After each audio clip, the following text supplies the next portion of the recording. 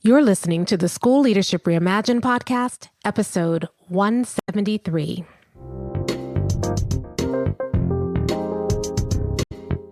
How do builders like us make a dramatic difference in the lives of our students in spite of all the obstacles we face?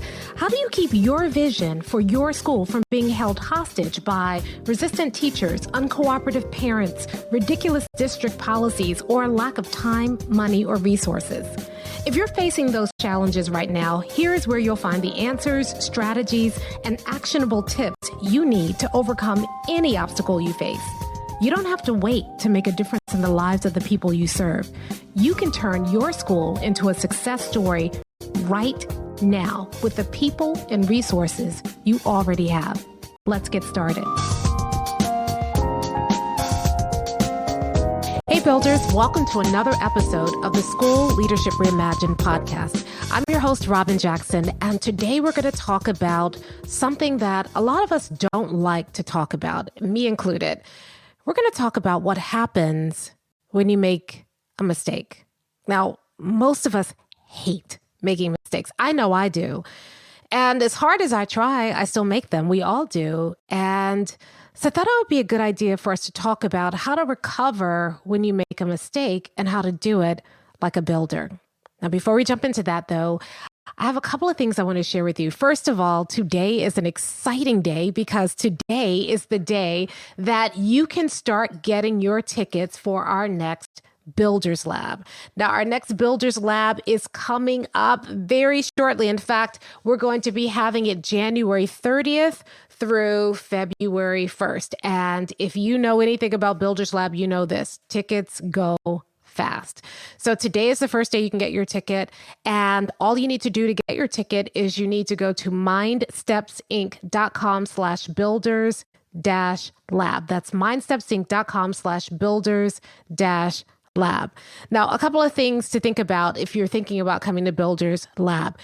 We have found that we get more engagement and more breakthroughs at Builders Lab when we do it virtually. And so even though a lot of people are gathering and coming back together, we're keeping Builders Lab virtual for now because people are interacting more in the virtual experience. We have really honed in on how to make that virtual experience a 360-degree experience. And so when we considered whether or not we were going to go back to a live event, and maybe someday we will, but right now, the virtual event is working and it's allowing us to reach more people, to help people to get more interaction, including more interaction with me and helping people to get more interaction with each other. This is not your sit and get Zoom class. People are like, oh, I don't want to be on Zoom all day. I get it because I've been in some trainings where it is excruciating. But we do things differently when we're doing Builders Lab, because at Builders Lab, we start out the experience before the day even starts, before you even get to Builders Lab. We send you a box, and in that box are all kinds of things, and they're all wrapped up, and we don't open everything at once. We open the boxes inside the box over the course of the 3 days we're together. So there's always something new to open, and we see this as a truly 360-degree experience, which means that we cover all the senses. We have feast for the eyes and for the ears and for your tongue and so we're looking at all of your senses, things that are tactile that you can touch, things that you can feel. And so we're doing everything we can to make this an amazing experience. And one of the reasons why people like it so much is that they don't have to go anywhere. So you can do this from your home. You can do this in your office. It's a great way for you to get an experience that is a truly, valuable and meaningful professional development experience, but you don't leave your family. You don't have to, once a day is over, you can go have dinner with your family. Or if you don't have a family, you can go, do the things that you want to do in your home. Your home. You don't have to leave and sit in a hotel and try to figure out, okay, where we're having dinner tonight and all of that. Listen, I love to travel more than most. I've spent the last almost 20 years traveling. So I know that it's nice to get away and get have an away experience. But this experience is can become even more meaningful because you're home. You can come, you get to meet other people, you get to interact with other people, you're learning, but you're not just, taking notes all day. You learn something and then we, immediately have you apply it to your school so that when you leave, you have tools that you can actually use immediately in your school. And the nice thing about being home or in your office is that a lot of people will, go to Builder's Lab, finish the day, and then, drop by their office first thing in the morning, take something they learned the day before and immediately put it into place the next day. So and you're in your office, you have, your tools, your data, everything's in front of you. And so you can access your material and we can comb through it together to help you apply what you're learning immediately. So it is truly a very different experience, even though it's virtual. And I want to invite you to join us at Builders Lab. So again, all you need to do to get your tickets, and the ticket sales are open today, is to go to mindstepsinc.com/builders-lab. All right, let's dive into today's topic, which is all about how to recover from mistakes. Now, we've all made them. I remember being an assistant principal and in charge of the master scheduling, and I had calculated things down to, just to the 10th of a position, done everything I can to make sure that I was doing my calculations correctly based on the numbers the district gave me. But it's my first time doing the master schedule and I misunderstood one of the numbers. And so I calculated an extra 0.6 of a position. And so when I submitted the master schedule early, one of the first people in the district to do so, I might add, I was so proud of myself. I've done it. I've got the master schedule. It's beautiful. It's airtight.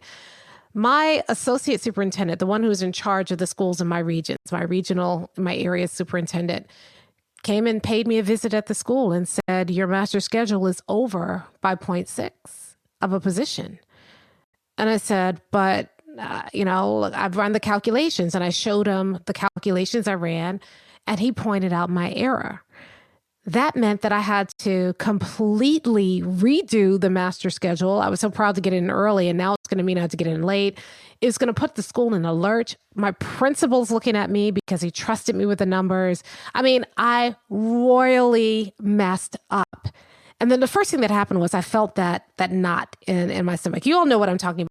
That knot, that sinking feeling that kind of grips and gripes your whole stomach and you feel horrible.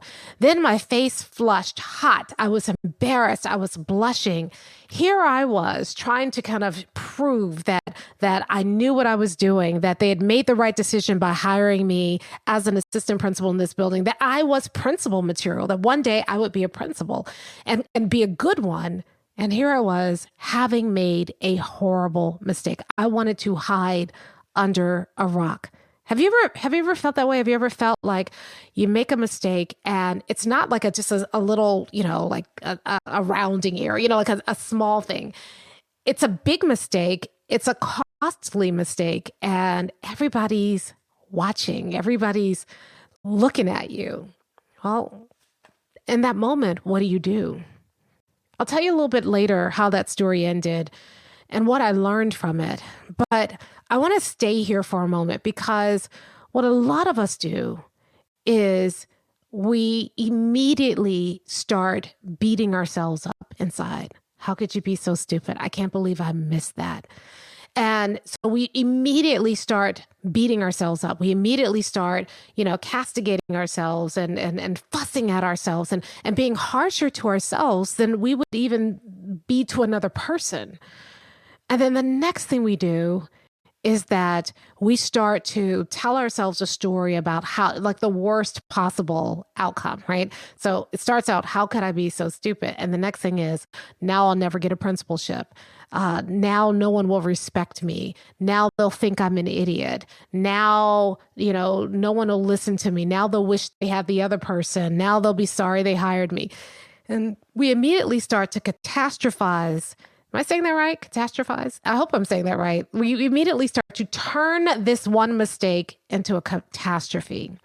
And then if we're not careful, we become completely demoralized. And So we've beat ourselves up. We've turned this mistake into a catastrophe. And then we become depressed. We lose our energy. Our spark, our vim, our vigor gone. And we just feel defeated. All of us have felt that way. I wish that I could protect you from that feeling because it's horrible, but I can't because we're human, we're fallible, we're all going to make mistakes. And a lot of us are so worried about feeling that way that we've stopped taking risks. You know, many of you listen to this podcast every week and you're like, yeah, buildership, that's right. That's the thing I need to do. And you may even give it a half-hearted attempt to start. I'm going to make a vision for 100% of my students. But then that feeling of making a mistake, that thing we go through stops us because what if I don't get to 100%? I'm going to have that knot in my stomach when after 3 years, I post my numbers and we're not at 100% and I said we were going to get there. What if I don't get to 100%? People are going to look at me differently. I'm going to feel like a failure. Nobody will ever believe me or trust me again. And so the fear of feeling the way that we feel when we make a big mistake keeps us from taking the kinds of risk that you need to be able to take in order to build something better for students. So we play it safe because our job stops being about moving students forward and starts being about avoiding making mistakes. And if that's you right now, I want to tell you that you have put yourself into a prison that is going to be hard to escape from if you continue to keep building those protective walls around you. Not only are you putting yourself in a prison, you're locking yourself in a prison, you are cheating the world of the gift you have to offer the world, and that's criminal. We all make mistakes. It doesn't feel good. I don't like it. I don't want to walk around making mistakes every day. But when I make a mistake, I have to step outside of the immediate feeling of shame and blame and judgment that I put on myself. A lot of times it's not even other people. I put it on myself. I have to step outside of that and figure out how I'm going to recover. Because I remember once my uncle gave me some good advice that I think about often. It's not the mistake that matters as much as what you do next. And that's what I want to share with you today. If you're a builder right now and you're either in the midst of making a mistake or you're terrified that you're going to make a mistake, I want you to know that builders see mistakes differently because it's not the mistake that matters. It's how you handle the mistake that makes a difference. Remember, we're all going to make mistakes. Nobody can avoid a mistake. I don't care how much you try to protect yourself from making mistakes, you will make one. And often you'll make a mistake in the process of trying to avoid one. We can't avoid mistakes. But the difference between builders and everyone else is what we do next. You see, most people, when they make a mistake, they do a couple of different things. We teach about this at Builders Lab. We call it the victim loop and the accountability loop. And it's not something I invented. It's something that one of my mentors, Annie Hyman Pratt, shared with me and allows me to teach it at Builders Lab. And it's really something that was designed by a gentleman named Mark Samuelson. I think it's Samuelson. I hope that's right. It might be Samuels. Yeah, Marcus Samuelson is a chef. Y'all, it's always about food with me, right? Marcus Samuel. And you can Google it, victim loop, accountability loop. But when people make mistakes, a lot of times in the process of trying to, kind of hide from those mistakes, they do a couple of different things. The first thing that most people do when they make a mistake is they try to ignore the mistake or get other people to ignore the mistake. So they just, well, whatever, and just try to move on and just kind of ignore the fact that they've made a mistake and hope that nobody notices. The second thing that happens is a lot of times people, when they make mistakes, they go into denial. No, that wasn't it. Like I could have, when I met with my associate superintendent, said, well, no, your numbers are wrong. That's not it. I didn't make a mistake. It's not my mistake. Go into denial. The third thing that can happen is that they can blame other people for their mistakes. Well, if the district had given me the right numbers, or if so and so had just done their job, that I wouldn't be up here right now making this mistake and dealing with this. Or if the parents or if the students, we blame other people. The fourth thing that can happen is we rationalize the mistake. This is the thing that I have to watch out for the most, because I'm a very good rationalizer. And a lot of times I can take something that's a mistake and I can start rationalizing. Well, of course I would make that mistake. I was tired, or, I'm new at my job, and so I just didn't know. And basically what you're doing is you're making excuses for the mistake rather than dealing with the mistake. The next thing that often happens is some people resist the fact that they made a mistake. So resistance is different than denial. Denial is, no, I didn't make the mistake. Resistance is, I made the mistake, but. And so you kind of, instead of dealing with the consequences of the mistake, it's like, yeah, I made the mistake, and what? What are you going to do about it? And then the last one is that people try to hide their mistakes. I remember once we had someone working at Mind Steps, and the things were not getting done. And so we were talking to her about, like things not getting done, and things would get better for a while and then they get worse. And then one day we were looking, she was not in the office, and we were looking for something on her desk. And we found this pile of things that she was hiding because she was terrified that she hadn't done them, or they hadn't been done correctly, or she didn't know how to do them. And so instead of coming to us for help, she just hid it, and it was creating more problems than solving them. So that's an example of hiding, right? Typically, when people make mistakes, they do one of those 6 things. They ignore it, they deny it, they blame other people, they rationalize, they resist, dealing with it, or they hide their mistakes. But builders are different. Builders realize that mistakes are inevitable, and it doesn't matter the mistake. What matters is how you deal with it. And so what builders do is, instead of avoiding the mistake or beating ourselves up about the mistake, what we do is we say, okay, let's allow ourselves a moment to feel what we feel, right? Because, you got to deal with that. But then afterwards, how do we recover from the mistake? And the first thing we do is we take accountability. We recognize that a mistake was made, and then we own our mistake. And then here's the really important part. We forgive ourselves for making a mistake. A lot of times, we stay in the beat up mode. Oh, I can't believe I did that. I'll never do that again. And that traps you. That keeps you in prison, right? You need to forgive yourself. A lot of times we speak to ourselves in ways that we would never speak to another human being. And we have to exercise the same grace towards ourselves that we extend to other people, and we hope other people extend to us. So builders don't skip that step. We forgive ourselves. So we recognize we made a mistake.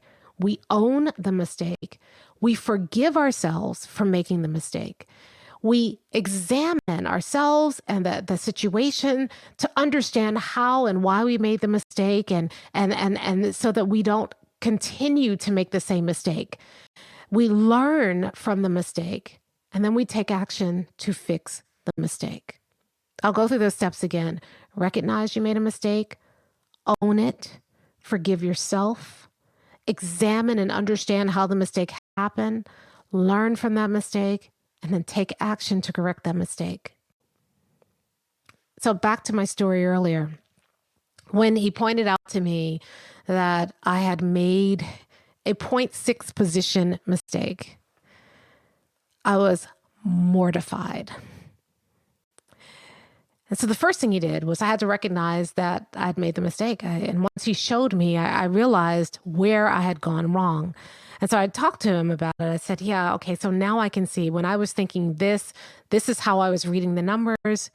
I didn't realize that it was this way. I now see where the mistake was made.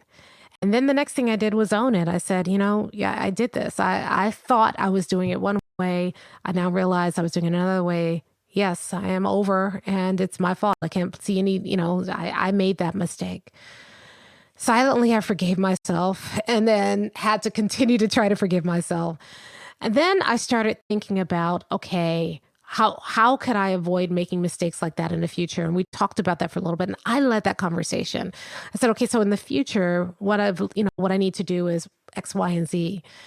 And then I said, so here's what I've learned from this. I've learned a better way of reading the numbers. When he saw what I did, he learned that my mistake was exact. So it wasn't negligence. It was just a misreading of the numbers. And then I said, okay, well, I'm going to have to redo the master schedule. And so I need to take another look at it. And I started to take action. And after going through that, here's what my boss did. He said, listen, your master schedule is airtight. And if you have to go back and correct it in order to address this mistake, you're not going to be able to do the things that you're doing in your master schedule. And at that point, we were doing our master schedule in a way that aligned with our vision, mission, and core values. So the master schedule, I'd worked very hard to create a schedule that supported the vision, mission, and core values of our school. And he knew that, he could see that. And he said, if I make you redo it, you may not be able to accomplish what this master schedule accomplishes. So here's what I'm going to do. I'm going to give you an extra 0.6 position this year only. And then you will have between now and the next master scheduling season to figure out how to do the same thing that you're doing this year with the schedule with 0.6 less of a teacher next year. So my mistake that could have been mortifying, that could have, made me look like an idiot because I owned that mistake like a builder. And because of all the other things we were doing in the school to move us toward that bigger vision, mission, and core values, like a builder, that mistake afforded us a 0.6 extra position that we would not have been able to get any other way. And instead of looking like an idiot to my principal, I ended up being a hero because we were gifted an extra 0.6 of a position. Now, will all of our mistakes turn out that way? No. I mean, that's a great story and I'm happy to share it with you, but it may not always have such a happy ending where, you get gifted a 0.6 extra position. But when you approach your mistakes like a builder, when you recognize you've made the mistake, when you own that mistake, when you forgive yourself for making that mistake, when you self-examine and learn from that mistake and then take action to recover from that mistake, 3 things are going to happen. The first thing is that you're going to learn a lot. Some of the biggest and most important lessons I've had in my life have come on the heels of a mistake.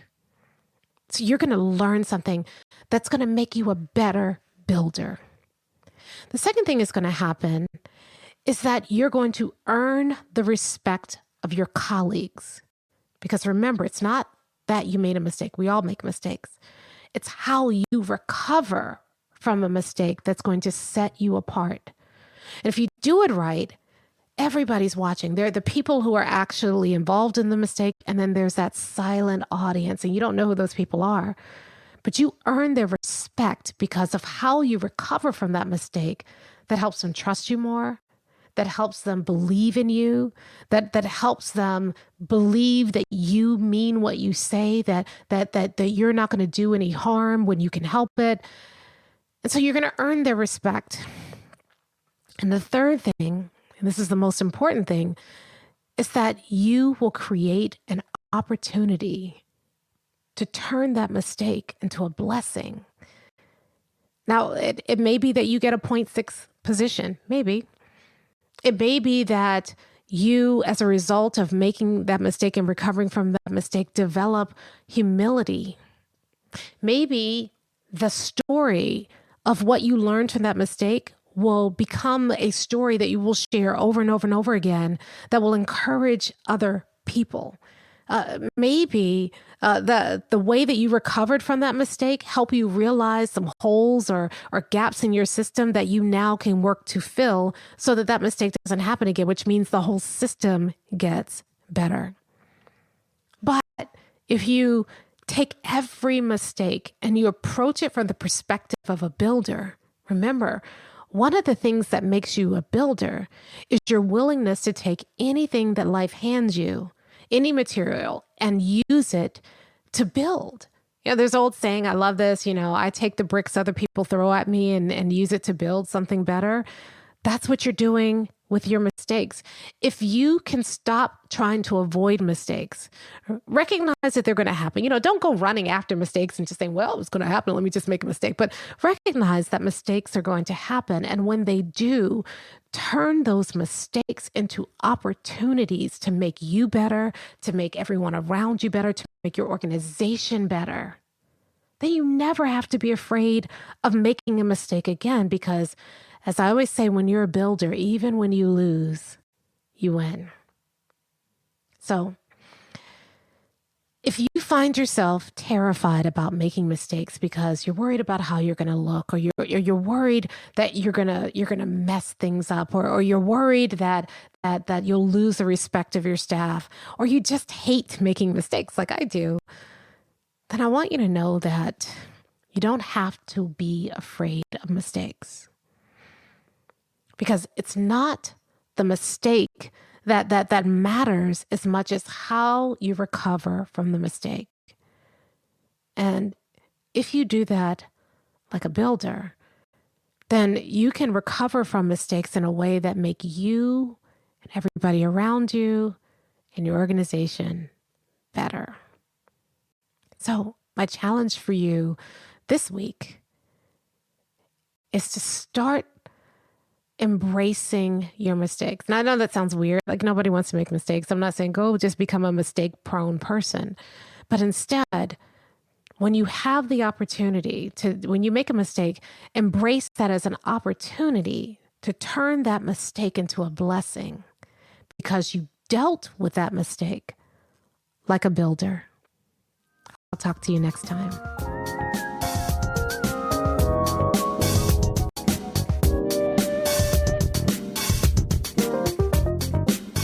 Hey, if you're ready to get started being a builder right away, then I want to invite you to join us at Buildership University. It's our exclusive online community for builders just like you, where you'll be able to get the exact training that you need to turn your school into a success story right now with the people and resources you already have. Inside, you'll find our best online courses, live trainings with me, tons of resources, templates, and exemplars, and monthly live office hours with me where you can ask me anything and get my help on whatever challenge you're facing right now. If you're tired of hitting obstacle after obstacle and you're sick of tiny little incremental gains each year, if you're ready to make a dramatic difference in your school right now, then you need to join Buildership University. Just go to buildershipuniversity.com and get started writing your school success story today.